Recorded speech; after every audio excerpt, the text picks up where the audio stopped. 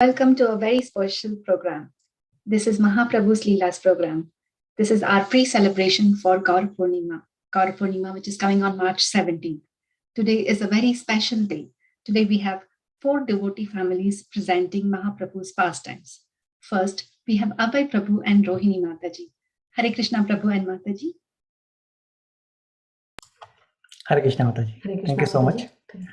We'll share our screen.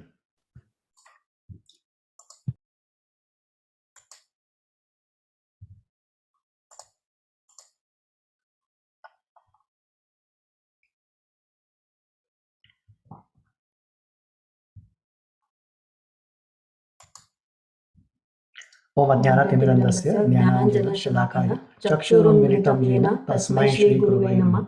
मुखं करोति वाचालं पङ्गुं लङ्घयते गिरिं यत्कृपातमहं वन्दे श्रीगुरुं दीनतारिणं। जय जय श्री कृष्ण चैतन्य प्रभु नित्यानंद, जय द्वैताचन्द्र जय गौरभक्तवृन्द। हरे कृष्णा कृष्णा कृष्णा हरे हरे, हरे Ram Ram Ram Hare Hare.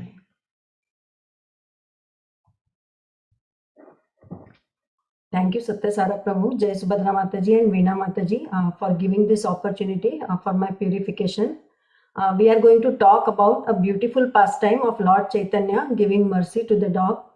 How Srila Shivananda Sen, a great householder devotee of Lord Chaitanya, attracted a dog on the street while going to Jagannath Puri. So, Chaitanya Charitamrita Antelila 1.1 and 1.2 says that I offer my respectful obeisances to Shri Krishna Chaitanya Mahaprabhu, by whose mercy even a lame man can cross over a mountain and a dumb man recite Vedic literature. My path is very difficult. I am blind and my feet are slipping again and again. Therefore, may the saints help me by granting me the stick of their mercy as my support.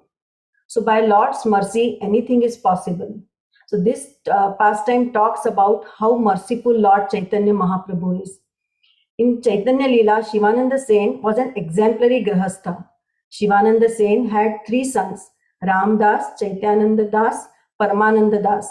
Mahaprabhu called Paramananda Das as Puri Das, and he later became Kavi Karnapurna, who wrote Gaura Ganadesh Dipika. So Lord Chaitanya Mahaprabhu, there is one pastime where Lord Chaitanya Mahaprabhu allowed his toe to be sucked by Puri Dasa, who was when he was a child, and it is by mercy of Lord Chaitanya Mahaprabhu that he could immediately compose the Sanskrit verses. So one important service of Shivananda Sen was arranging travel and food and organizing the yatra for taking devotees from Navadvip to Jagannath Puri. He guided all the devotees of Lord Chaitanya who went from Bengal to Jagannath Puri and personally bore all expenses for their journey. This is described in Chaitanya Charitamrita, Madhya Leela, chapter 16, verses 19 through 27. He used to do selfless service to devotees.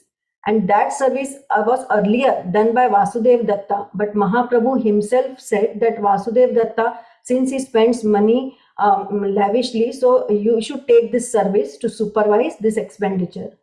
So during that time, Bengal was ruled by Muslim kings. So Shivananda Sen used to negotiate to pay tolls as they would charge heavily. And as there was no other mode of transport, so it used to take long time to travel. So devotees used to halt in village and then they used to walk. So once it happened that a street dog followed them when the devotees were walking. And Shivananda Sen saw this dog and he became compassionate and merciful, because the devotee of the Lord by nature is very compassionate.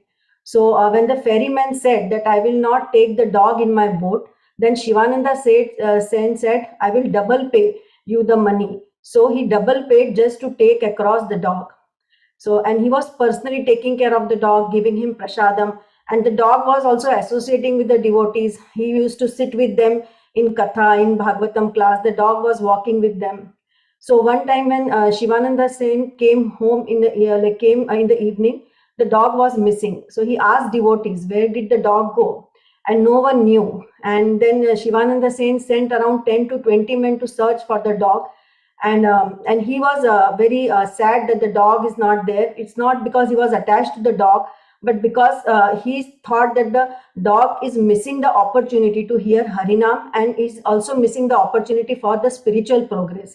So with heavy heart, he continued the journey. And this also reminds me one example of Srila Prabhupada, which I heard, that when Srila Prabhupada was going out of Vrindavan in car, there was a mosquito in the car. So Prabhupada lowered the window so that the mosquito could go out.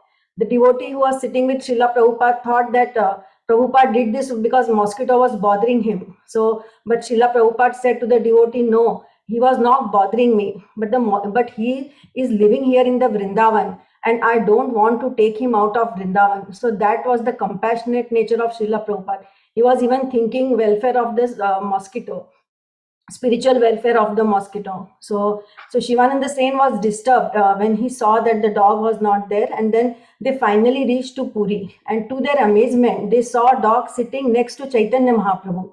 Chaitanya Mahaprabhu was eating coconut and throwing remnants to the dog, and the dog was happily eating it. Chaitanya Mahaprabhu was saying to dog to chant Krishna Krishna, and the dog would also chant Krishna Krishna. So after some time, then they didn't see dog anymore. So the dog was fortunate because they didn't see dog because he was so fortunate that after seeing the lotus feet of Lord Chaitanya Mahaprabhu, the dog was immediately liberated and he went back home, back to Godhead. So only when we get the Vaishnava's mercy, we can get the mercy of the Lord.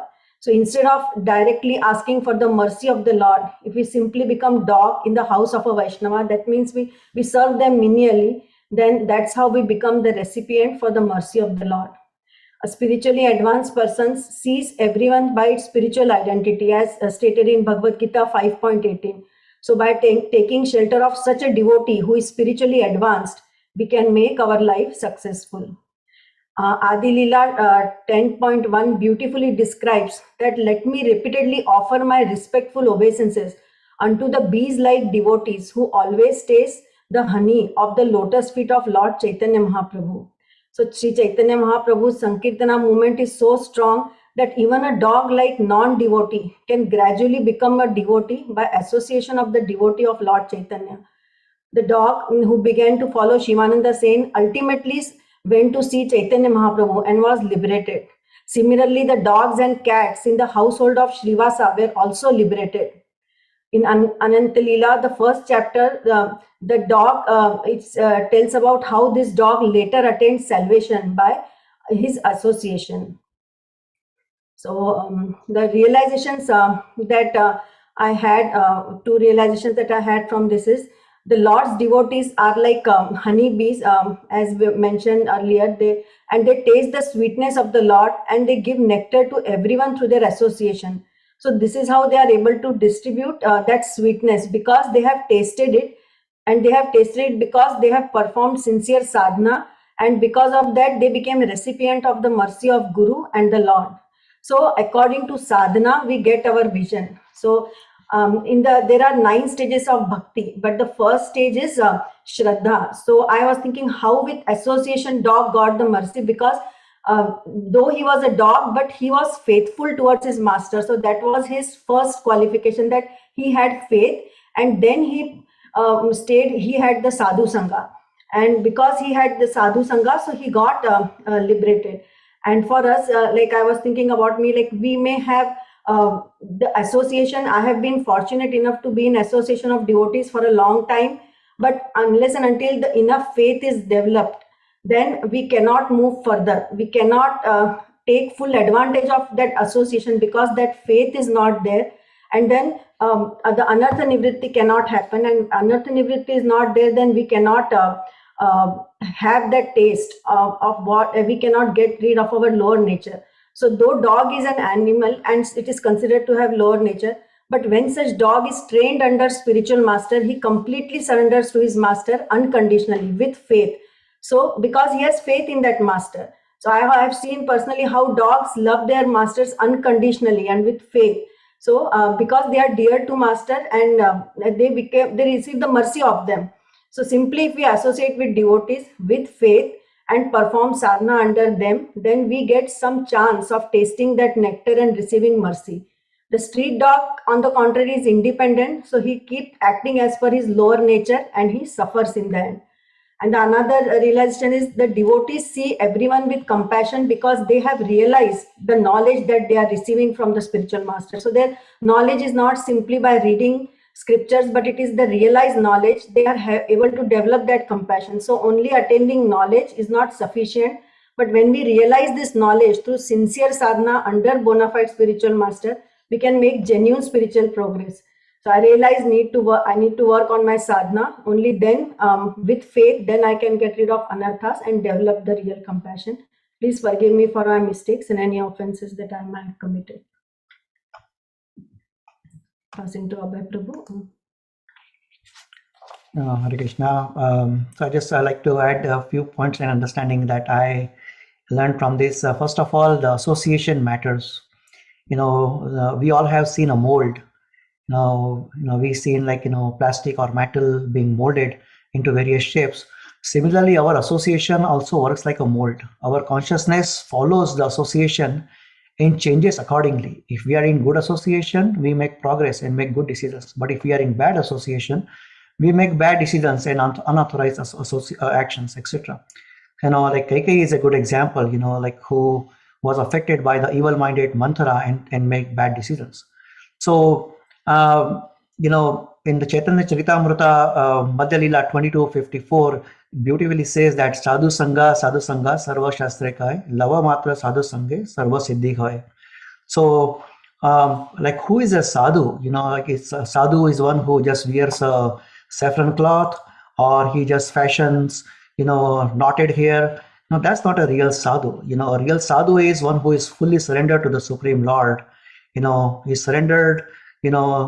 His surrender is not artificial or conditional or partial. It's a full surrender. He always talks about Krishna, and he always guides others about Krishna. So, and then he's equipoised. Somebody can respect him, somebody may not respect him, but he is equipoised towards everyone, and that's a Vaishnava quality. Bhagavad Gita says, Pandita Samadarshina. So in this pastime, this street dog, it's not a very respectable animal. Nobody gives much respect to a street dog. But what is important is, this street dog made a choice. He could have been associating with other street dogs, barking or, biting people. But he made a choice to associate with a devotee of Krishna, which was very unusual choice for a dog. But that choice became the most important choice of his material existence.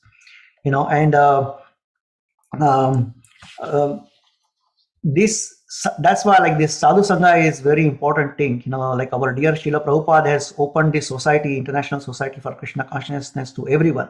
Everyone can come, they can have sangha, they can learn, they can get attached, and then just like the drunkard people, they intermingle and then become drunkards. But this society, we can intermingle with sadhus, with devotees, and we will automatically try to become devotees. This Krishna conscious movement is for everyone.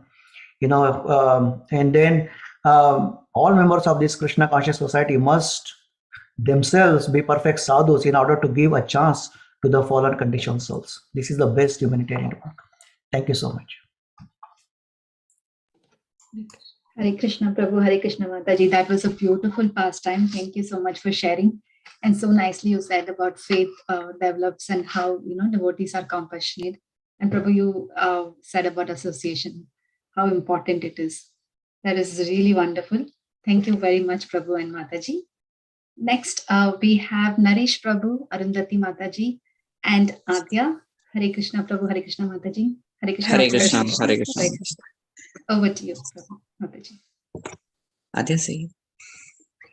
Om Namo Bhagavate Vasudevaya. Om Namo Bhagavate Vasudevaya. Om Namo Bhagavate Vasudevaya.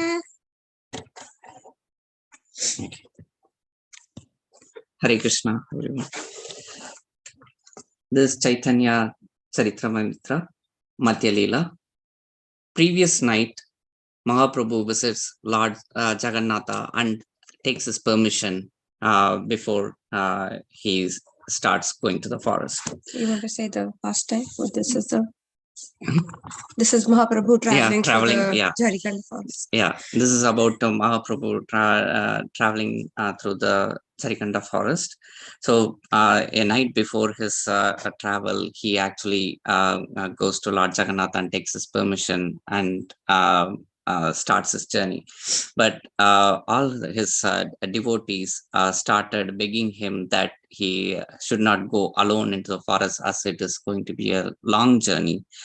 And they requested him to take someone with him, at least one Brahmana to cook his meals throughout his journey, and one other person to do other tasks.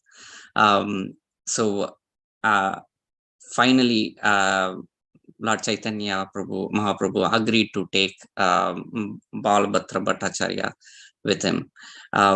He had all the qualities of being good devotees. After that, they rested for some time, and when everyone woke up, they didn't find Mahaprabhu. He was already gone. But the devotees got anxious. But Swarup Goswami calmed all of them, saying that he has already started his journey. Mahaprabhu decided to take the path of the forest so that no other devotees, he will not be seen by other devotees, and he can continue his journey as the way he wanted, and in the solitude. He entered the forest by chanting Krishna's name, and he was met by all the animals, tigers, elephants, rhinoceros, deers, and boars, everyone. But Balabhattacharya was scared by looking at all of them, but to his surprise, that all of them actually gave way for them to go. When Mahaprabhu was chanting and moving inside the forest, once his feet touched one of the tigers which was on the path, and his touch of his feet was so profound that after Mahaprabhu's feet touched the tiger, he asked the tiger to chant, and the tiger immediately started chanting and dancing on the Lord of name Krishna. Yeah. Next, his journey continued through the Jharkhand forest, and one morning while Mahaprabhu was bathing in the river, he was chanting Gayatri mantra as he was taking his bath. There was a group of maddened elephants that came towards him, and Mahaprabhu took the water from the river, and while chanting the Gayatri mantra, threw it on the maddened elephants. And the impact was that these maddened elephants who were charging towards him, they calmed down immediately and started taking the name of Hare. Next, he continued his journey. So all these, the tigers and the elephants that were on his way, they would follow him. And while Mahaprabhu would sing and dance, these animals would also follow him and sing and dance along. Next, they met with a group of deers, and the natural instinct of the tiger is to attack the deers and to eat them as their food. But it was a very different atmosphere where the natural instincts of these animals were overpowered by the love for Krishna. And these deers and these tigers and the elephants, they are all dancing and chanting together. And I can even I copied 2 pictures, or have 2 pictures to share. So in the first one, you can see there's Mahaprabhu, there's Balabhadra Bhattacharya with him, and there are all these animals going with them. And then the specific one is, you'll see the tiger and the deer, and they've forgotten all about their enmity, and they are hugging and dancing and enjoying the chanting of the holy name of Hare. And as he moves forward, he meets other animals like peacocks and boars, and his group of the following of the animals, it continues to grow. And next, his blessing is moves on not just from the animals, but also to the trees and the creepers. There are the trees and the creepers also start dancing. The trees are moving like they move in a breeze and just lost in that ecstasy of Harinam. From there, he moves ahead and he comes across the tribal people in the forest. Now, these are what are considered to be the uncivilized tribal people, where they don't have the basic sense of how to conduct themselves. But the impact of meeting Mahaprabhu was that they change, and then they learn about Sri Krishna, and then they start following and chanting the names of Hari along with Mahaprabhu and these animals. And throughout this journey, when Mahaprabhu was totally lost in this mood of, or in the ecstasy of Krishna, that any water body that he comes across, it reminds him of Yamuna Devi. Any mountain or hill that he comes across, it reminds him of Giriraj Govardhan. And any forest or any tree that he comes across, he thinks about Vrindavan. So with this way, he continues his journey through the Jharikanda forest.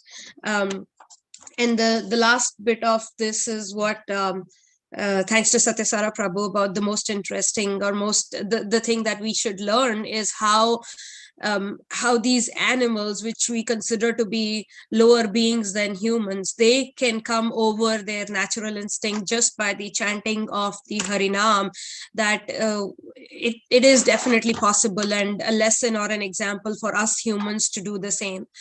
So following the teachings of Guru and Mahaprabhu, we will get to the stage where we have overcome or overpowered our natural instincts of eating, sleeping, reproducing, and we have learned to be, instead of serving ourselves, we have learned to be the servant of the Lord.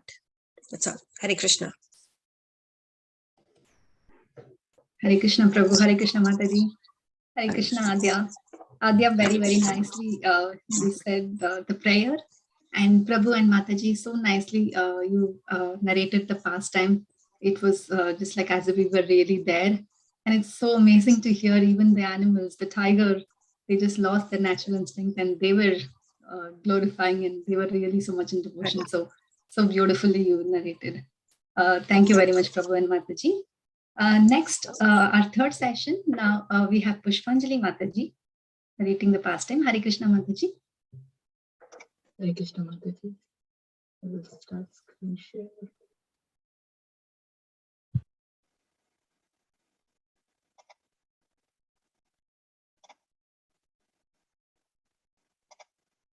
You able to see and hear me? Yes, Mataji. Okay, let's start with the prayers. Om Jnana Timirandasya Jnananjana Shalakaya Chakshurunmilitam Tasmai Shri Gurave Namaha.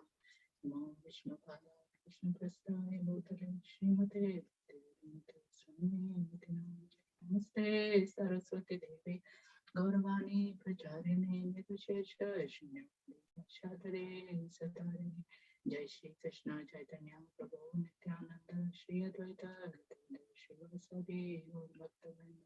Hare Krishna Krishna Krishna Hare Hare Hare Rama Hare Rama Hare Hare.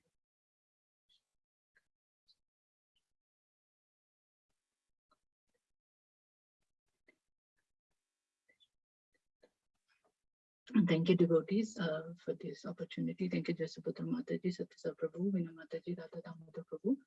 So today we're going to talk about a great devotee of Mahaprabhu, Pundarik Vidyanidhi, and all the content of this talk has been taken from Maharaj's lecture.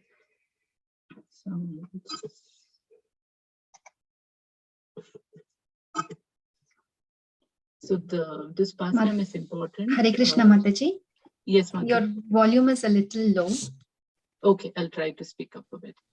Thank you, Mataji. This pastime is important because of the importance of the devotees of Mahaprabhu, and it appears in the Chaitanya Bhagavat book. And this pastime shows the most extreme ecstasy of one of Mahaprabhu's associate. So the context of this is Mahaprabhu had started the Harinam Sankirtan in Navadvip Dham.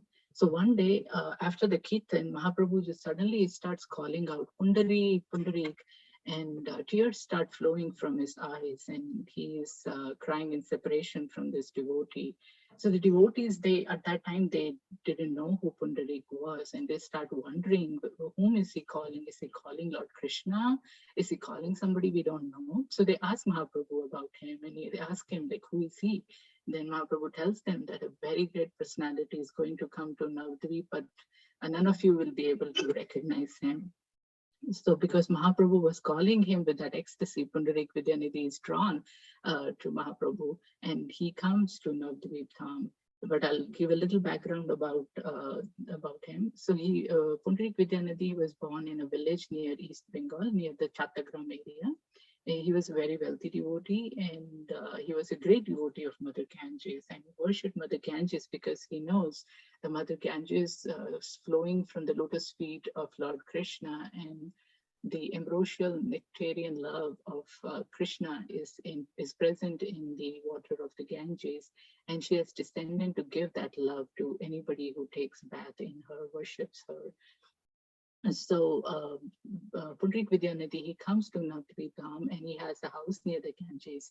So because it's hard to know who's a devotee, other people do not recognize him. They just think he's a very rich, very materialistic kind of person. But Mukunda Datta, he knew him. He was from that same Chattagram area, and he previously knew Pundarik Vidyanidhi, and he knew about his exaltedness. So one day he talks to Gadadhar, and he tells him that, do you want to come meet a pure Vaishnava? So Gadadhar agrees, and then they go meet him. So when they arrive at Pundarik Vidyanidhi's house, he receives him with a lot of affection, and with a lot of humility, and gives a very sweet reception, and they exchange introductions. So while he's in the house, very naturally, Gadadhar starts having some doubts and confusions. He looks around and he sees that, the house is very luxuriant, very opulent. Pundarik Vidyanidhi was sitting in a canopy, and it had on the sofa, which had a canopy. There's like soft silk pillows. There were, gold, silver, brass containers for him to chew different spices. There were people fanning him with a chamara, with a peacock fan. There were mirrors, and occasionally, Pundarik Vidyanidhi would look at the mirror. He was a very handsome devotee, but Gadadhar, he gets a doubt. He thinks, what kind of a devotee lives in, like this, in so much vanity? And he doesn't see Pundarik Vidyanidhi for what he is. But Mukunda, being a great devotee, is able to understand the feelings, and he takes it upon himself to reveal his greatness. So Mukunda starts singing from Srimad Bhagavatam, this very famous verse, which you all know, I'm sure. Aho Bhakyam Stanakalakutam Jigam Sayapayayadapyasadvi Labhe Gatim Dhrit Dhatri Uchitam Tatonyam Kambadayalum Sharanam Rajema. So as you know, this verse talks about the extreme mercy of Lord Krishna, who gives the position of nurse to the she-demon who comes to kill him, and who was accustomed to drinking the blood of children. So when Pundarik Vidyanidhi hears this verse, and Mukunda sings it out of the love of Krishna, so the Pundarik Vidyanidhi, he has this inner ecstasy of love, and when he hears the verse, he loses control of that inner ecstasy, and it comes out in the form of tears. And they're coming uncontrollably, and his whole body and all his clothes, everything is soaked because of all the tears, and his hair is standing on end, and his limbs start trembling. and he starts crying out, and just so appreciative of Krishna's mercy. And he says, who but Krishna can be so merciful? What other Lord can we take shelter of? These are the same emotions that Uddhava, who's the speaker of this verse, when he tells Vidura. So Pundariki starts crying out, and he goes into this trance that other people can imitate, but only a devotee of this stature can really have these symptoms. He starts kicking his legs, his arms are flying, his hair is scattered, and he's like rolling here and there, and he just starts ripping apart his clothes. So the surge that he experiences of this ecstatic love of Krishna, and it becomes uncontrollable. Even like 3-4 people are not able to keep him down or control him. He's not able to control himself. That is the magnitude of the ecstasy of his love. And in that ecstasy, like he starts breaking everything around him. Everything is ripped apart, and he's calling to Krishna by various names in devotion, in prayers. And Mukunda keeps singing these verses from Srimad Bhagavatam, and his ecstasy, it keeps increasing and increasing, and until it comes to a point that Pundarik Vidyanidhi cannot take it anymore, and it just becomes unconscious, and is unconscious like that for many hours. So when Gadadhar sees this, he thanks Mukunda. He says that, Mukunda, you are very merciful to me. You are actually my true friend. You showed me today how great of a devotee Pundarik Vidyanidhi is, and how I was mistaken. I was having this offensive thoughts about him. I did not know who he was, but now I see that he has this hidden treasure of love, of prema of Krishna. So he now wants to be initiated by Pundarik Vidyanidhi, because he knows if he accepts him as a spiritual master, then he will forgive him for his offense. So after many hours, Pundariki comes back to external consciousness, and when he comes back, he is feeling very embarrassed, and he is feeling very humble. So then Mukunda, he starts glorifying Gadadhar, and he tells him that Gadadhar, ever since he was a small child, he never had any interest in material sense enjoyment. He always worshipped Radha and Krishna, chanted the holy name, and he's always serving devotees, and he wants to take initiation from you. So Pundarik's heart is warmed by the love for Gadadhar, and he starts glorifying Gadadhar, and he says that only after many, many lifetimes of worship of the Supreme Lord can one get a disciple like Gadadhar. And he agrees to initiate him, and then they decide on the date of initiation. And then that night, Pundarik Vidyanidhi, he goes to meet Mahaprabhu, and there is a very ecstatic exchange of emotion. And Lord Gaurasundar, they hug. Pundarik Vidyanidhi and Lord Gaurasundar, they just hug for a very long time. And all the devotees, they are very happy, and they are just so blissful seeing the closeness of both these devotees, and they're just so joyful, and they meet him, and they have these loving exchanges. So acharyas, they have told us the eternal position of Pundarik Vidyanidhi in the spiritual world is that he's Prishabhanu. He's none other than the father of Srimati Radharani.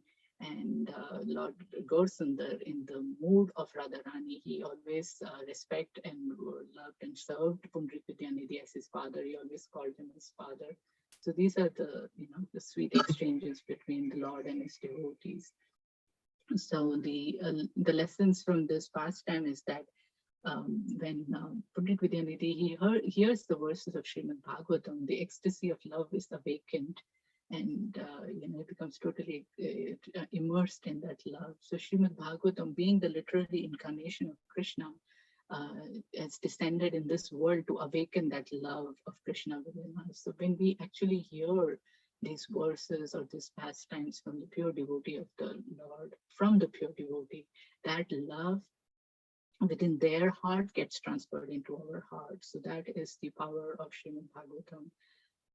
And we also see from this pastime that Krishna is, the Rasaraj. He is the reservoir of all pleasures, of all mellows of relationship, and in its different relationships, he shows the sweetness of nectar which is not there in other incarnations. Like you don't see Narasimhadev, playing around with his friends, and even in the incarnations of Vishnu or Lord Ram, that intimacy is not there. There's more reverence in worshipping Lord Vishnu or Narayan.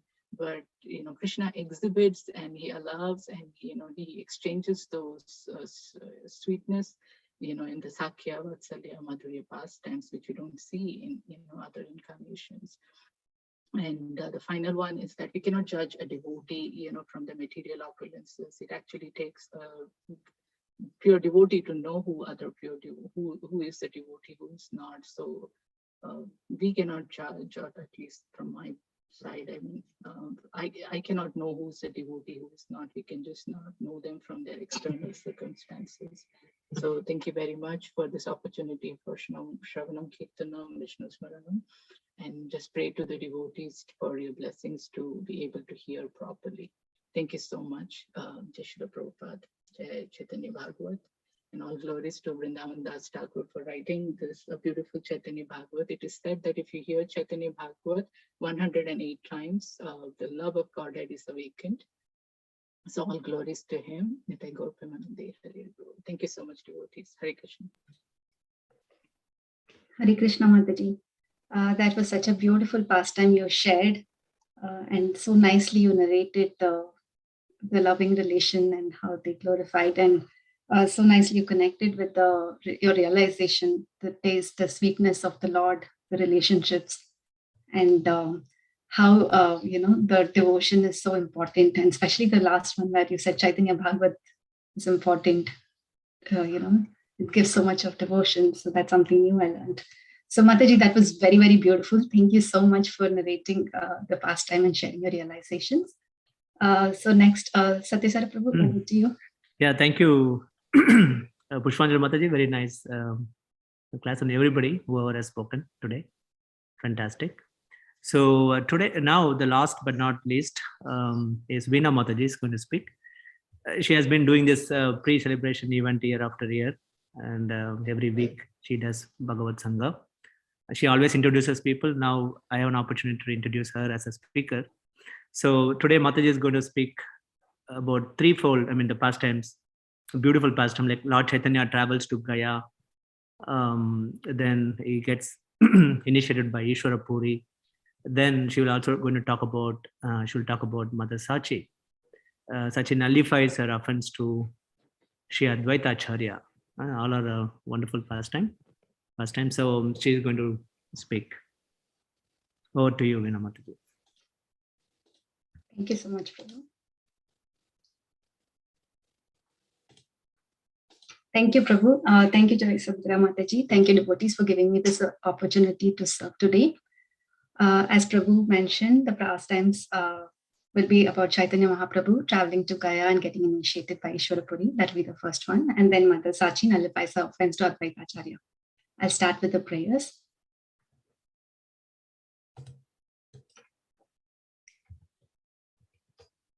Om Jnanatimirandasya Jnananjana Shalakaya Chakshurunmilitamena Tasmai Shri Gurave Namah. And Mahaprabhu's pranam mantra. Namo Mahavadanyaya Krishna Prema Pradayate Krishnaya Krishna Chaitanya Namna Gauratvishi. Hare Krishna. So this pastime, it comes in Chaitanya Charitamrita towards the end of Adi Leela in chapter 17. After Chaitanya Mahaprabhu's father Jagannath Mishra left his body, Mahaprabhu performed the Shraddh ceremony of his father according to the scriptural injunctions. And then along with his disciples, Mahaprabhu proceeded to Gaya Dham. So here Mahaprabhu was in a very blissful mood when he thought he could see the Gaya Dham. He took the blessings of Mother Sachi and he left for Gaya. On the way, he passed through many towns and villages, and just by the touch of his transcendental lotus feet, those places became places of pilgrimage. So it so happened that when he was traveling in one of these places, when Mahaprabhu was going, one day he pretended to have fever. Like just imagine, the Lord of Vaikuntha, the Supreme Personality of Godhead, got fever. that is only in order for us to teach to all the living entities. He pretended like an ordinary mortal, like getting fever. So then what happened? Halfway through the thing, when all his disciples got really anxious, like if Mahaprabhu is getting fever, what should they do? And they tried various medicines and everything they tried to bring the fever down, but nothing happened. This happened because of Mahaprabhu's desire. Then at last, Mahaprabhu only suggested that he said, the remedy for all suffering is drinking the water that has washed the feet of pure Brahmana. He did this to teach the world the unique position of pure Brahmanas. Mahaprabhu drank the water and that wash and drank the water which was washed of the feet of a Brahmana. And immediately, as soon as he drank, he became healthy and his fever was gone. So such activities of Mahaprabhu are his real nature, and this is being described in the Vedic scriptures. So this was the pastime of what happened there. Then Mahaprabhu's fever was cured. They all continued the journey. They came to the pilgrimage of Kukum. There, Mahaprabhu took bath. He offered worship to the departed soul of his father, and then he entered the Gayadham. On entering Gayadham, Mahaprabhu offered his obeisances with folded hands to the holy place of that pilgrimage. Then Mahaprabhu came to a place called Brahmakunda, and he took his bath and worshipped his father in a proper way, and then went to Chakrite, went inside to see the impressions of the lotus feet of Lord Vishnu. So there what was happening was all the Brahmin priests, they sat surrounding the lotus feet of Lord Vishnu and they were glorifying. There Mahaprabhu heard those wonderful glories of lotus feet of Supreme Lord, and he just merged into that ecstatic bliss. Tears started flowing from Mahaprabhu's eyes. He started showing ecstatic symptoms like horripilation, shivering. All his body started like he was completely immersed in devotion, seeing the sight of the lotus feet of Lord Vishnu. And this happened for the benefit of the entire human society, for the good fortune of all the living entities. Supreme Lord Gaurachandra, he started manifesting the process of devotional service, love of Godhead. Then all the Brahmana priests, they were amazed to see this sight. They were seeing like pouring, Mother Ganga poured from the Lord's lotus eyes. Such was the devotion of Mahaprabhu. Then it so happened, by divine arrangement at that time, Srila Ishwarapuri was also present there at that time. When Mahaprabhu saw Ishwarapuri, he offered his obeisances with great affection. Ishwarapuri was also overjoyed to see Mahaprabhu. They were both so happy, they embraced each other very lovingly. They could not control that intense joy of meeting each other. And tears flowed profusely from their eyes. They were just drenching each other. That much of tears they had. Then Mahaprabhu said to Ishwarapuri, these are very, very beautiful words. Mahaprabhu said, now that I have seen your lotus feet, my visit to Gaya has become successful and worthy. Oblations offered in the place of pilgrimage for the liberation of the departed souls of forefathers affect only those who they are intended for. But just by your presence, you have liberated so many innumerable souls of departed forefathers. Therefore, no place of pilgrimage can be compared to you. In fact, you are the purifier of even the places of pilgrimage. So kindly save me from drowning in the ocean of material existence, because I am surrendering my heart and soul and body to your feet. The only benediction that I desire from you is that you make me drink the nectar of Sri Krishna's lotus feet. Such was the prayers, the intense prayers of Mahaprabhu. He said, the only benediction that I desire from you is that you make me drink the nectar from Sri Krishna's lotus feet. Then Ishwarapuri said, listen to me, Pandita. I know very well that you are an expansion of Supreme Lord. Otherwise, how is it possible to possess such a vast learning like yourself, or such a transcendental nature as you have? And then Ishwarapuri said, I had a dream last night of meeting the Supreme Lord, and now meeting you, that dream has been fulfilled. To tell you the truth, O Pandita, every moment I'm feeling increasing ecstasy in your presence. Mahaprabhu was very pleased to hear these sincere words from his beloved Ishwarapuri. Mahaprabhu said, "It is my good fortune that I have met you." They were then very happy with each other's company, talking about the confidential topics of Krishna consciousness. Then Mahaprabhu left Ishwarapuri, taking permission to go, and he took bath and performed the sacrifices in honor of his father, basically did the Shraddha ceremony. Then on another day, Mahaprabhu approached Ishwarapuri and requested that he initiate him with this divine mantra. This is there in Chaitanya Charitamrita Adi Leela 17.9. Diksha anantare haila premera prakasha deshe agamana puna premera vilasa. It means in Gaya, Sri Chaitanya Mahaprabhu was initiated by Ishwarapuri, and immediately afterwards, he exhibited signs of love of Godhead. He again displayed such symptoms after returning home. Here we can see that Mahaprabhu is the Supreme Personality of Godhead and has no need of any teacher. He's the controller of everything. But despite that, he wishes to teach the world that it is absolutely necessary for one to take shelter of a bona fide spiritual master. For this reason, he played the role of a disciple by taking initiation from Ishwarapuri when he met him at Gaya. Chaitanya Mahaprabhu thought how one should serve his Guru. This is a very important lesson for us to learn here, that without serving Guru, without serving great devotees, it's not possible to get a Krishna Prema for us. The key point here is service to Guru is like opening the door to devotion. Then next, I would like to share another pastime, which happens after Mahaprabhu comes back from Gaya to Navadvip. One day, Mahaprabhu was sitting on the throne of Vishnu in the house of Srivas Prabhu. And in the mood of his own, he said, "My mother has offended the lotus feet of her Advaita Acharya. Unless she nullifies this offense at the lotus feet of a Vaishnava, it will not be possible for her to achieve love, the love of Krishna." Hearing this, all the devotees were shocked, and they went to bring Advaita Acharya there. They told Advaita Acharya what had happened. When Advaita Acharya heard this, he was shocked. He started glorifying the characteristics of Mother Sachidevi. He said, "Sachi Mata is the most virtuous, chaste of all women. She is the highest of all devotees. She is the mother of the universe. She is non-different from Mother Yashoda or Mother Devaki.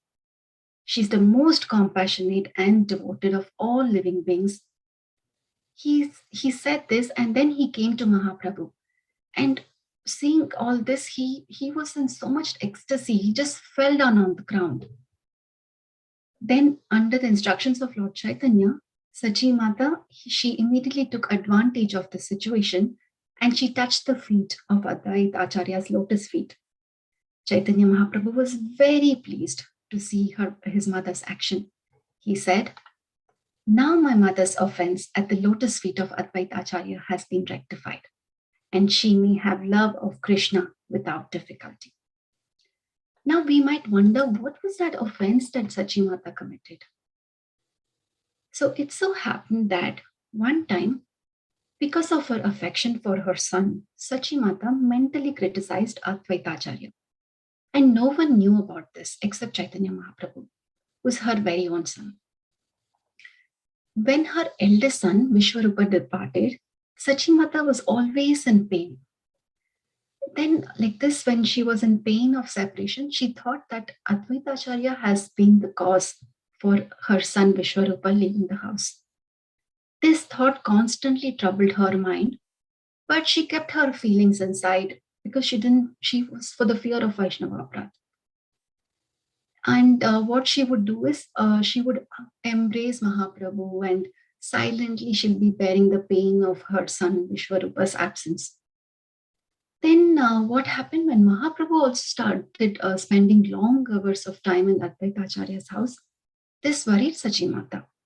And one day she was in so much pain that she lamented, "Has Advaita Acharya stolen the son of mine as well? Who says he's Advaita? To me, he's Dvaita, or the creator of separation. Lord Chaitanya Mahaprabhu took it very seriously that she had committed an offense to a great devotee. Even though she's my mother, she cannot be excused from offending a great soul. So this is the high position that Lord Chaitanya Mahaprabhu felt towards Sri Advaitacharya. By this example, Lord Chaitanya Mahaprabhu taught everyone that even though one may be very much advanced in Krishna consciousness, if one offends the lotus feet of a Vaishnava, then his advancement will not bear the fruit. We should therefore be very cautious not to offend a Vaishnava. Even Sri Chaitanya Charitamrita has described such an offense as Yeti Vaishnava aparade ute hati mata upadeva chinde tara sukhi yaya pata. It means, as a mad elephant may trample all the plants in a garden, so by committing one offense at the lotus feet of a Vaishnava, one may spoil all the devotional service he has accumulated in his life. So we should be very careful of committing a Vaishnava aparadha. And also there's another important lesson we can get from this story is that Vaishnavas are never proud. Even though Sachimata had given birth to Lord Gaurahari, Sachimata had no pride because of this. As soon as she became aware that she committed an offense, she immediately went and without any hesitation to Advaitacharya, she prayed to pardon, to forgive her.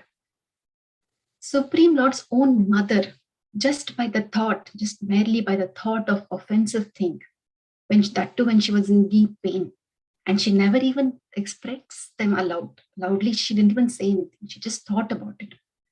But she was denied the bhakti by the Lord. When I read this pastime, I was thinking, what happens to the ordinary people who openly offend sadhus, gurus, or Vaishnavas? Vaishnava aparadha will take the Krishna bhakti away from us. So it's very important. We have to be extremely cautious of this. By Lord's will, this pastime was enacted to emphasize the severity of committing the Vaishnava aparadha. With this, devotees, I conclude the sharing of the pastimes today.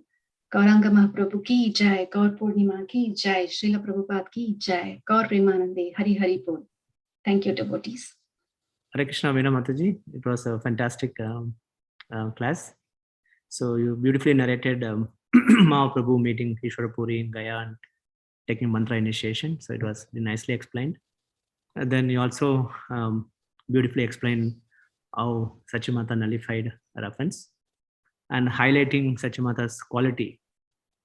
So that's the highlight of that pastime, and you explained it very well. Thank you so much for that. So over to you now. Thank you, Prabhu. Thank you for your kind words. With that, devotees, we end the program here. We will continue this program on Monday. It will be same 7 to 7:30. Thank you all very much for joining the program today. Hare Krishna.